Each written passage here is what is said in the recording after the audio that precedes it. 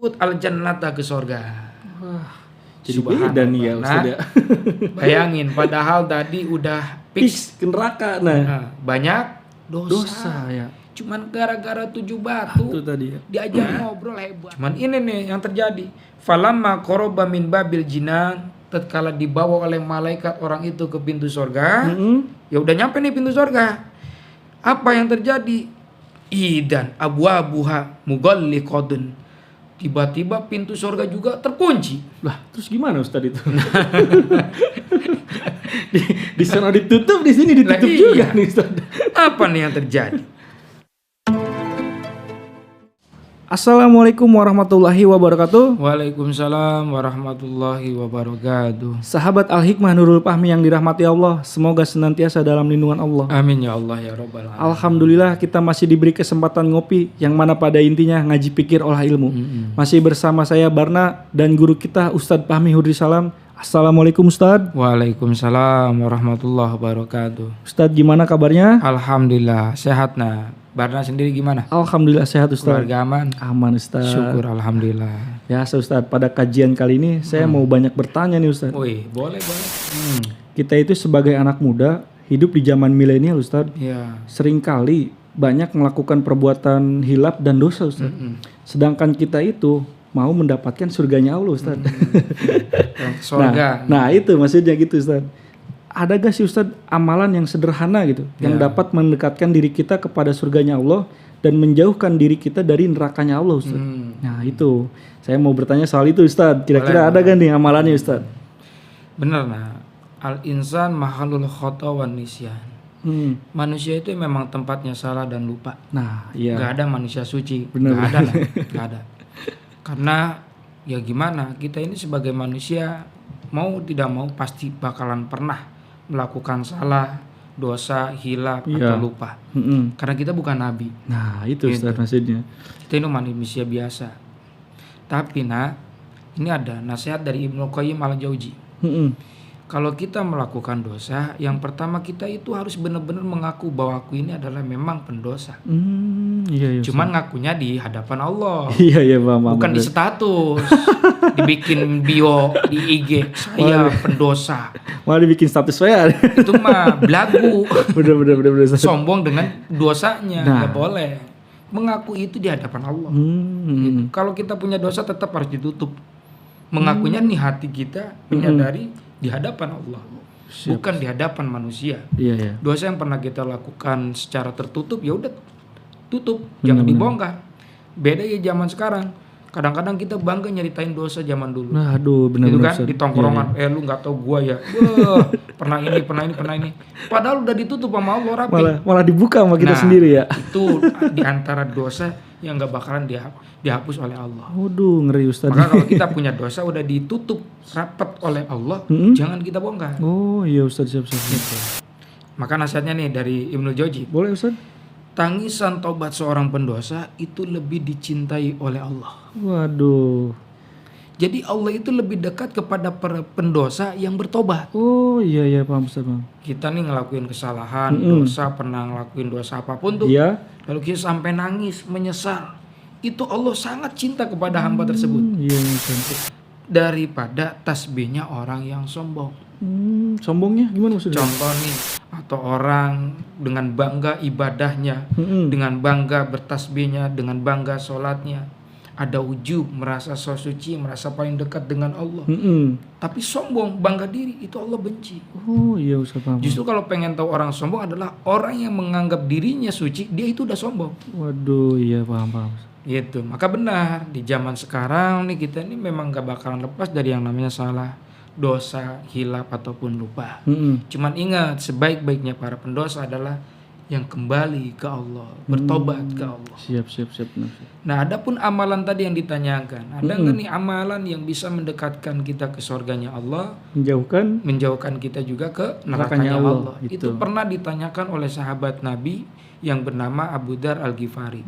Iya Ustaz. Beliau bertanya, pertanyaan yang cerdas seperti pertanyaan tadi. Istilahnya begini, gimana nih ya caranya biar kita ke surga jauh neraka?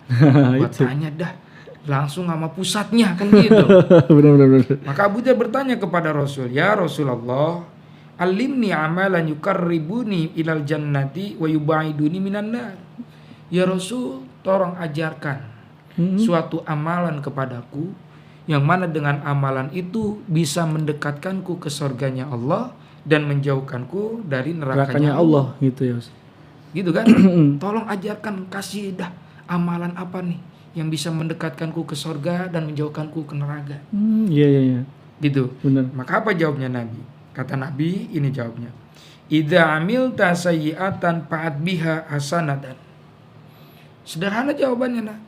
Karena kalau pengen tahu amalan yang bisa mendekatkan diri ke surganya Allah dan menjauhi diri ke nerakanya Allah, sederhana. Apa Ustaz jawabannya? Kata Nabi, apabila engkau melakukan keburukan, melakukan kesalahan, melakukan suatu dosa, maka iringilah dengan perbuatan baik.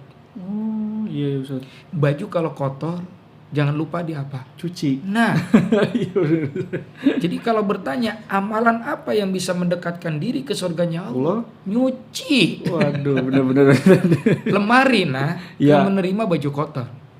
Iya benar Ustaz. Lemari itu menerimanya baju yang Bersih. sudah wangi, udah bersih. Baju kotor dikemanain? Cuci dulu Ustaz. Cuci dulu. Cuci diapain? Gosok. Dijemur. Oh iya, dijemur dulu baru Habis itu digosok ya. digosok. Bahkan dikasih Pewangi. wangi, ditilep. Nah, Baru dimasukin ke lemari lemari menerima baju yang sudah wangi, yang sudah bersih. oh iya Ustaz. Surga pun menerimanya orang-orang yang sudah membersihkan dirinya dari semua dosa.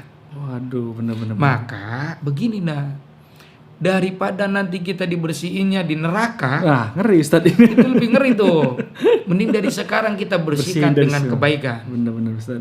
Karena kalau nanti kita nih wafat, dosanya ke bawah, Iya. misalkan tetap nih kita ini statusnya muslim, bawa iman, tapi pendosa, Nah, itu. insya Allah bakal ke surga. Tapi Cuman masalahnya nyobain dulu nyemplung ke neraka. dicuci dulu berarti Nah. Ustaz di sana ya. Yang seremnya begini, seharinya di neraka itu sama dengan 1000 tahun di dunia. Waduh, nggak kebayang Ustaz, ngeri benar. Coba bayangin, seharinya di neraka sama dengan 1000 tahun. 1000 tahun di dunia. Waduh. Sekarang gini aja dah, Barna di kamar dengan fasilitas yang enak, semua dikasih. Di kamar nih, semua dikasih, tapi nggak boleh keluar. Selama 1000 tahun, bete nggak kira-kira? Jenuh Ustaz benar. Lah ini mah dikerebekin, Disiksa ya Ustaz. dibakar, di api, nah Benar-benar. kulitnya hancur jadi lagi. Waduh. Dengan daging yang baru, kulit yang baru hancur terus. Bukan sejam, semenit, 2 menit. Bayangin seharinya aja 1000 tahun. Ngerikan Ustaz benar. Gitu. Maka daripada nanti kita dibersihinnya tuh di Sama pencucian yang paling mesin cuci yang paling mengerikan tersebut. Bahaya. Ini dari sekarang. Buru-buru, makanya kalau kita punya baju kotor, cuci. Nah. Jangan langsung dimasukin ke lemari, karena lemari bersih tidak menerima baju yang kotor. Kotor itu. Surga Allah yang suci tidak menerima manusia yang kotor. Maka sebelum kita wafat bersihin dulu. Dosa-dosa yang pernah kita lakukan Ustaz. Nah, itu amalannya sederhana dari Nabi. Yuk, kalau kamu melakukan keburukan, buru-buru Diiringi dengan kebaikan. Ustaz. Emang kenapa? Nabi mengatakan begini dalam hadis yang lain. Ittaqillah haitsu magunta. Takutlah engkau kepada Allah dimanapun kamu berada. Intinya bertakwalah kamu dimanapun kamu berada. Iya Ustaz. Nah, terus wa'at bisayyi'ata hasanata tangguha. Dan ikutilah keburukan itu dengan kebaikan, karena kebaikan itu bisa menghapus keburukan. Benar-benar Ustaz. Gini contohnya, nah. Ini mata bikin dosa di zaman sekarang. Nah, gampang Buka banget HP, scroll, ada yang goyang-goyang. Gitu kan? Benar-benar Nah, Ustaz. waduh, itu kan dosa mata. Nah, itu. Nah, buru-buru. Kata Nabi, kalau kamu melakukan kesalahan, buru-buru melakukan kebaikan. Karena kebaikan itu menghapus keburukan. Karena mata nih abis nonton yang dilarang oleh agama, misalkan lihat aurat wanita, maka ganti. Kita lakukan nih mata pakai yang baik-baik. Melihat Quran. Nah, benar-benar Ustaz. Tadinya lihatnya 5 menit. Nah, nih baca Qurannya jangan sampai kurang dari 5 menit kalau bisa. Sejam harus. Nah, gitu. Ini sebaliknya. Yang goyang-goyang sampai sejam, Lihat Quran 5 menit. baca Quran 5 menit. Kuai. Gitu, tapi Bisa. buru-buru. Mata bikin salah, yuk Langsung kita buru-buru. arahkan melakukan kebaikan. Kebaikan, Ustaz. Jangan ditunda-tunda. Dan jangan selalu putus asa. Terus melakukan kebaikan. Nah, kadang-kadang yang sering melakukan hilap dan dosa gitu Ustaz. Duh, tanggung nih udah kayak gini. Jangan, itu setan. Bisikan dari setan. Iya, Memang iya. setan pengennya gitu, biar kita itu putus asa. Oh iya Ustaz. Sedangkan istilahnya bapak moyang kita Nabi Adam, beliau itu tidak pernah putus asa. Oh iya. Beliau pernah melakukan kesalahan di sorga, dilarang deket-deket nih, nggak boleh nih diperbodan nih, nggak boleh deket-deket buah Huldi. kuldi, malah dimakan. Benar. Tapi menerima kesalahannya dan tidak pernah putus asa, sampai mohon ampun kepada Allah di dunia ratusan tahun, Waduh. ratusan tahun, tapi tidak pernah menyerah sampai Allah mengampuni Nabi Adam. Iya benar. Maka kita itu jangan seperti iblis yang udah diusir dari sorga, dilaknat, ya udah dah, emang udah kepalang, gitu kan? Jangan begitu. Tetap kita itu harus terus berhusnuzon, berprasangka baik. Baik gitu Ustaz. Istilahnya kan ada istilah apa tuh dulu? STMJ. Apa Ustaz STMJ? Sholat itu? terus maksiat jalan. Oh iya benar. Ya masih mending lah Masih mending daripada gitu. maksiatnya jalan tapi sholatnya Gak kagak. ada sholat sama sekali malahan ya. Karena apa tadi? Nah, makanya karena kebaikan itu bisa menghapus Keburukan. keburukan. Siap. Maka istilahnya begini dah. Jangan pernah bosan bertobat, ya. Jangan pernah bosan bertobat walaupun berkali-kali bermaksiat. Oh iya. Teruslah bertobat sampai engkau bosan maksiat. Boy, bener Ustaz. Istilahnya begini dah. Nih udah dosa ini. Waduh, tobat ntar maksiat lagi. Tobat ntar maksiat. Biarin terus aja tobat. Sampai akhir ujung-ujungnya. Dah gue bosan dah maksiat dah. Gitu. Jangan begini. Dah gue bosan tobat. Ujung-ujungnya besok gini lagi. Waduh, nah, iya. kebalik kan? Bener, jadi kebalik, jangan pernah bosan tobat sampai engkau bosan maksiat. Bener Ustaz. Jadi ini maksudnya. Kata Nabi, yuk kalau pengen mendekatkan diri ke surga Allah, menjauhi dari nerakanya Allah, kalau kamu melakukan kesalahan, buru-buru iringi dengan kebaikan. Itu Ustaz ya. Itu dosa mata, buru-buru arahkan dengan kebaikan. Telinga bikin dosa. Nguping pembicaraan orang atau orang yang ngegibah mulut orang. Iya. Kita cuma ngedengerin kebagian dosa. Waduh, pernah kita nggak ikut-ikutan Ustaz? Nah, nggak ikut-ikutan gimana kan kita ngedengerin. Mendengerin berarti gitu kebagian. ya. Oh iya. Nah, ini karena nih telinga misalkan mendengarkan hal-hal yang gak bermanfaat atau yang dilarang oleh Allah, maka ganti dengan kebaikan. Oh, dengan iya, cara benar. mendengarkan nasihat-nasihat agama, kalam-kalam Allah, sholawat atau apapun yang baik-baik. Gitu. Maka nanti terhapuskan dosa-dosa yang dilakukan oleh telinga. Benar Ustaz. Lisan kita melakukan dosa, ngegibah, ngehina orang, ya, mencaci maki, merendahkan orang. Benar. Kadang-kadang kan di tongkrongan. Nah, sering nongkrong. Iya. Nanya si Anu kabar. kemana kan gitu kan? Si Anu kemana kan gitu? Iya. Ujung-ujungnya ngegibah itu. Benar Ustaz. Keburu-buru habis kita misalkan menghina orang, mencaci maki, baik dengan sadar, tidak sengaja atau karena masih menggugah hawa nafsu. Iya. Ganti lisan kita dengan melakukan kebaikan. Dengan cara apa? Ya hal-hal yang baik, berkata-kata yang baik. Yang tadinya orang tersebut kita hina, ganti kita ungkit kebaikannya. Iya, kita Ustaz. puji-puji dia dan kita mohonkan ampun kepada Allah dan doakan yang baik-baik. Benar Ustaz. Itu caranya nih, dan minta maaf kepada orang tersebut. Benar. Gitu. Begitu juga kaki dan tangan kita. Nah, ya. benar Kita Ustaz. nih melakukan kesalahan kaki dan tangan, buru-buru kata Nabi. Kalau kamu melakukan kesalahan, iringi dengan kebaikan. ya, tangan melakukan dosa, ya gantilah dengan sedekah, membantu orang. Kaki berjalan ke tempat maksiat, ya gantilah. Sekarang mah kita jalan ke masjid, menuntut ilmu, duduk di pengajian. Benar Ustaz. Nah, ternyata semua kebaikan yang kita lakukan itu, itu bisa menghapus dosa-dosa kita semua. Waduh, Masya Allah Ustaz. Nah, makanya mendingan sekarang kita menghapus dosanya daripada nanti di mesin cuci. Waduh, ngeri Ustaz itu mah. Mesin cuci yang sangat mengerikan, yaitu api neraka. Benar. Makanya itu amalan yang sederhana yang bisa mendekatkan diri kita kepada Allah. Lalu Abu Dar ini masih penasaran, bertanya lagi, ya Rasulullah, aminal hasanati qaulu la ilaha illallah.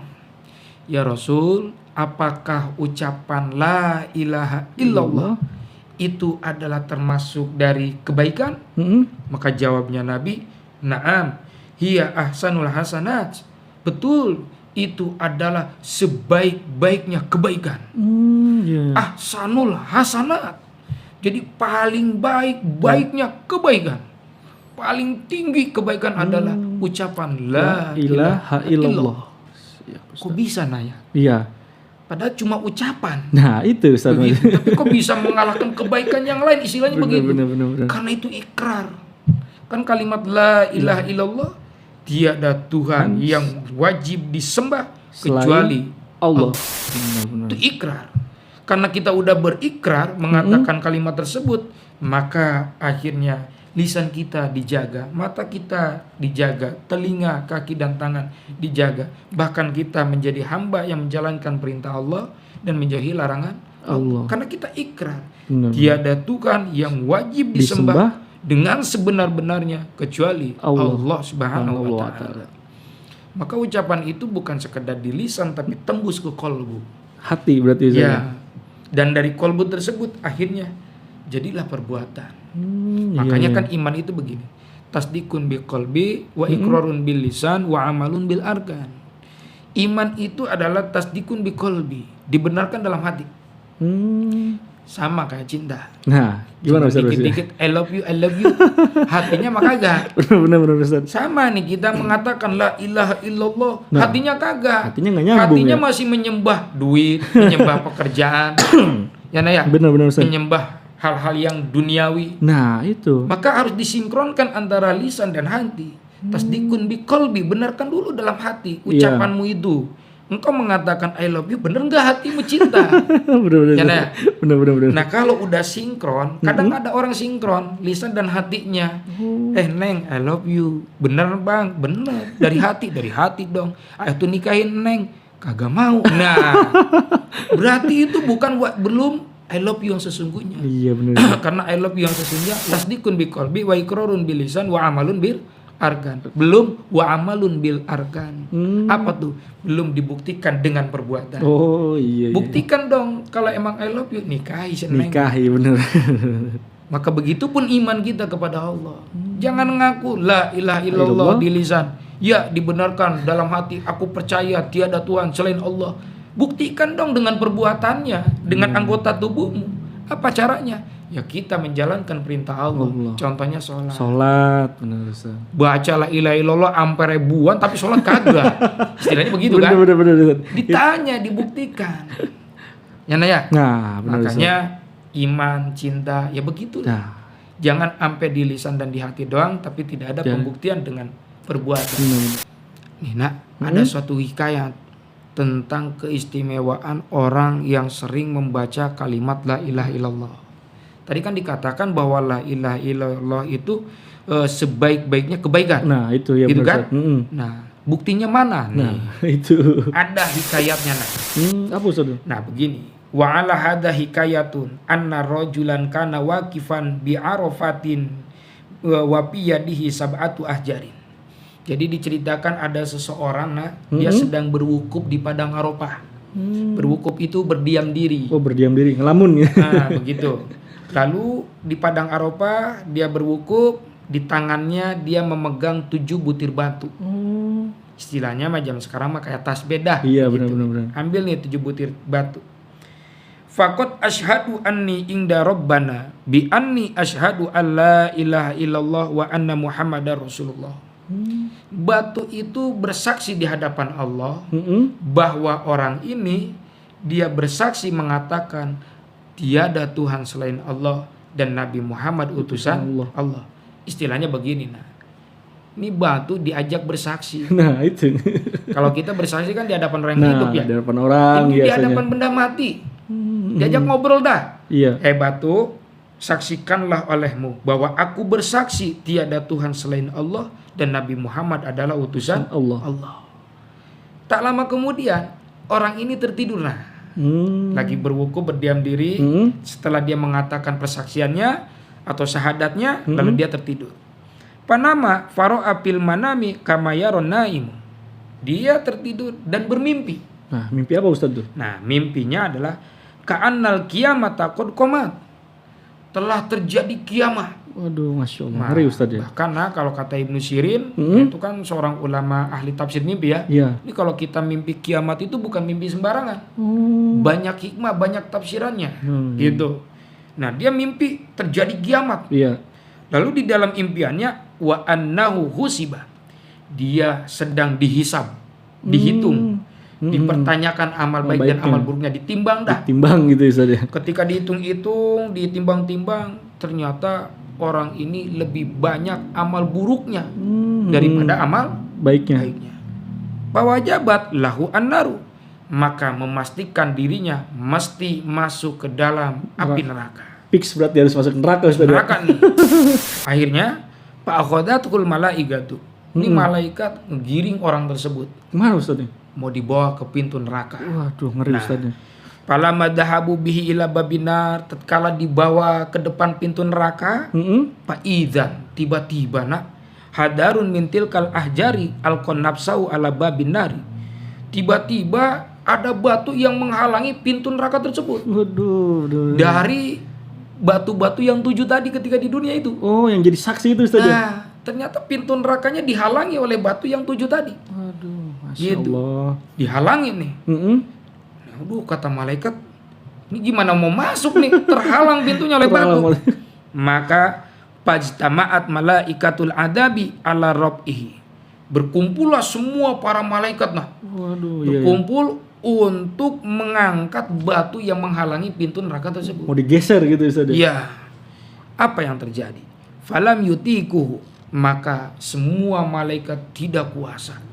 Tidak kuat mengangkat batu tersebut. Masya Allah. Padahal nak, tuh malaikat kekuatannya luar biasa. Iya. Pernah terjadi dulu ketika Nabi, yaitu sama orang Taib itu tuh, sampai-sampai malaikat Jibril nawarin, gua tiban aja dah pakai gunung. Mau dilempar itu gunung ya.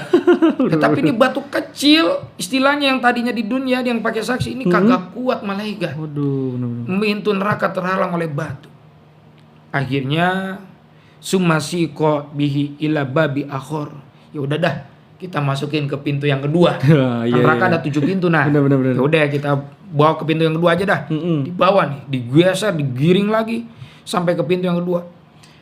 Faidan alaiha darun akhor min tilkal ahjari sab'ah. Maka ketika sampai ke pintu yang kedua, tiba-tiba pintu neraka yang kedua ini pun juga terhalang oleh batu di antara batu-batu yang 7 itu. Benar. Lalu falam yakdir malaikatu ala rabbihi, begitupun juga malaikat tidak kuasa untuk mengangkat batu tersebut. Terus hatta sikobihi ila sab'ati abwabin nar, sampai-sampai nih malaikat ya udah kita geser ke pintu neraka yang ketiga, geser lagi ke 4 sampai yang ke-7, semua pintu neraka terhalang oleh batu. Nah, wah, bisa gitu Ustaz ya. Ini malaikat bingung nih. Ini orang udah mesti masuk neraka. Udah fix padahal nih. Tapi pintunya ketutup oleh semua batu yang batu. Benar. Lalu gimana nih? Akhirnya wa kana ala kulli babin hajar min tilkal ahjar, dan ternyata semua pintu neraka tertutup oleh batu dari batu 7 yang ketiga orang tersebut menjadikan batu itu saksi di dunia. Ustaz. Summa sikobihi ila tahtil arsy. Ya udah dah, kalau gitu mah kita giring lagi. Orang ini nak digiring lagi di bawah aras. Dah kita bawa aja ke Allah. Istilahnya begitu. Langsung ke pusat berarti. Ya. Kata malaikat berkata kepada Allah, Rabbana anta ta'lamu bi amri abdika. Ya Allah, engkau maha mengetahui urusan hambamu ini. Istilahnya, ya Allah nih hambamu ini udah aneh bawa ke pintu 1 sampai ke 7 semuanya ketutup padahal ini mesti masuk neraka tapi ketutup. Engkau yang maha tahu urusan hambamu ini. Maka kata malaikat, wa inna la najidu lahu sabilan ilan nar, dan kami tidak menemukan jalan untuk memasukkan orang ini ke neraka, ke pintu neraka tersebut. Maka apa jawabnya kata Allah? Faqala Rabbu tabaraka wa ta'ala, Allah menjawab, abdi ashhaddal ahjar falam tudayyi haqqaka fa kaifa udayyi'u ana haqqaka wa ana syahidun bi syahadatika.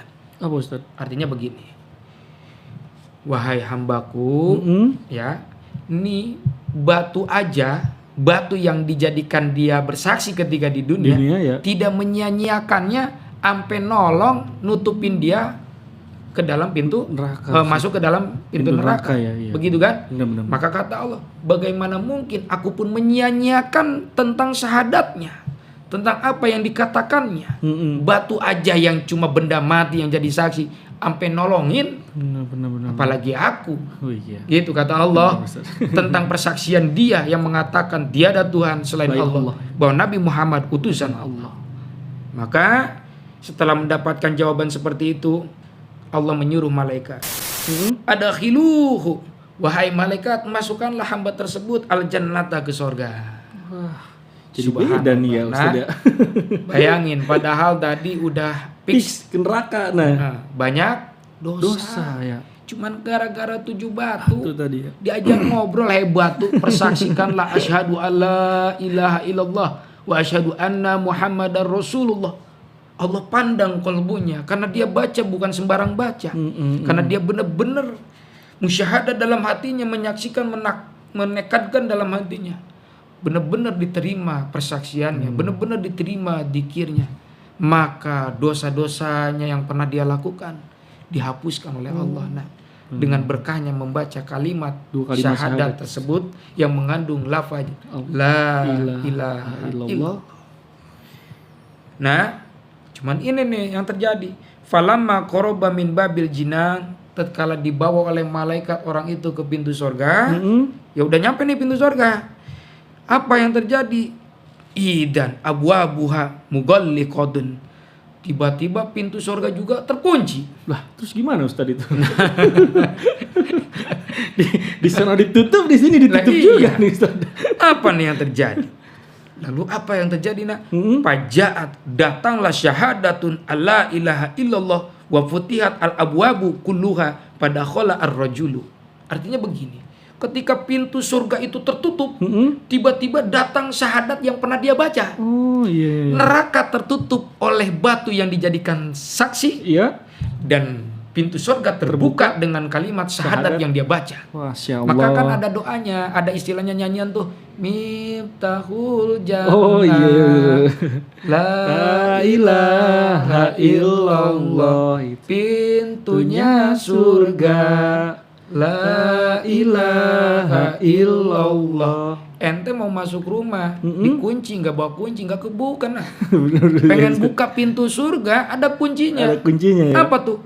La ilaha illallah. Karena dia di dunia pernah baca syahadat yang di dalamnya mengandung kalimat la ilaha illallah, akhirnya pintu surga itu terbuka. Masya Allah. Lalu pada khala ar-rajulu, dia memasuki surga tersebut. Waduh, yang tadinya fix banget ke neraka, nah malah jadi ke surga ya Ustaz. Bahkan ada nih hadis tentang keistimewaan membaca kalimat la ilaha illallah. Apa Ustaz itu?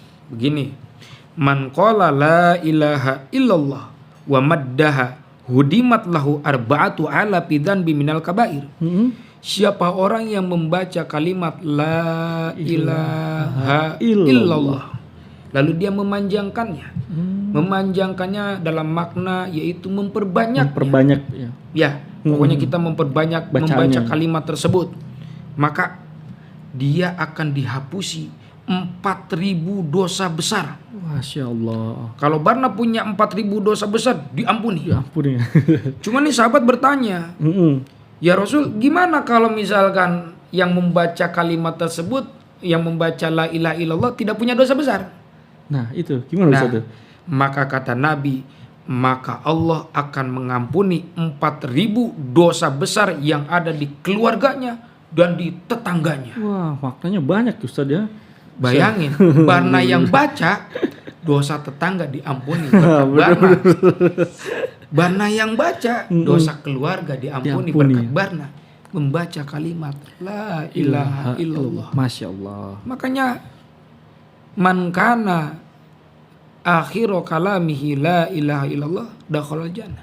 Siapa orang yang akhir hidupnya membaca kalimat tersebut masuk surga. Wah, itu semudah itu masuk surga hanya dengan membaca kalimat la ilaha illallah. Seolah-olah mudah. Iya benar. Kayaknya gampang banget Ustaz ya. Tapi yang bisa membaca di akhir itu adalah orang-orang yang memang sudah ditakdirkan. Dan kita terus berusaha dengan kolbu kita, dengan lisan kita senantiasa mengingat Allah. La ilaha illallah, la ilaha illallah, la ilaha illallah.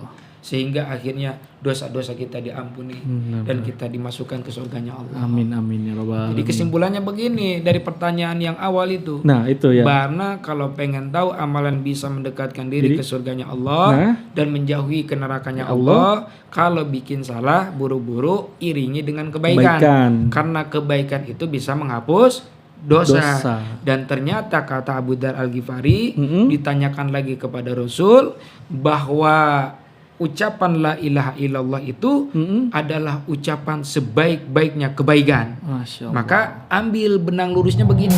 Kalau pengen mendekatkan diri kita ke surganya Allah dan menjauhi diri kita ke nerakanya Allah, perbanyak kalimat la ilaha illallah. Itu berarti amalan ya Ustadz ya. Paham? Paham. Ustadz. Karena la ilaha illallah itu kuncinya Surga Ustadz ya. Masya Allah. Alhamdulillah Ustadz. ya. Banyak sekali nih pelajaran yang bisa kita dapat dari kajian kali ini Ustadz. Ya, makanya nak, Hmm? nih tangan, Nah, itu jangan tangan. dianggap sepele, pakai dikit. Bener. Kali aja nanti mah nerakanya ditutupin sama jempol, karena di Bener, jempol bener. sering dipakai dikit. Bener, Ya Ustaz. makanya jangan apa ya istilahnya ya kita ini jangan terlalu kaku lah, pakai tasbih nggak jadi masalah. Bener. Mau tasbih digital itu semua akan jadi saksi di hadapan Allah. Nah. Siap Ustadz. Ya, batu aja tuh jadi saksi ya. Nah itu Ini mah bener, dikit-dikit, wih bid'ah itu. Enggak begitu. Jangan terlalu kaku dah. Apa aja dah, mau pakai jari, mau pakai apa namanya tuh tadi? Tasbih Tasbih, digital mau pakai gitu apa ya. aja. Yang penting kita dzikrullah. Zikrullah. Dan insya Allah media-media yang dijadikan zikir tersebut, insya Allah itu akan menjadi saksi di hadapan Allah. Amin ya robbal alamin. Alhamdulillah pada kesempatan kajian kali ini kita mendapatkan sekali banyak ilmu dari guru kita Ustadz Fahmi Udhusalam. Sekian dari saya Barna. Semoga pada video selanjutnya kita bisa membahas yang lebih menarik lagi. Assalamualaikum warahmatullahi wabarakatuh. Waalaikumsalam.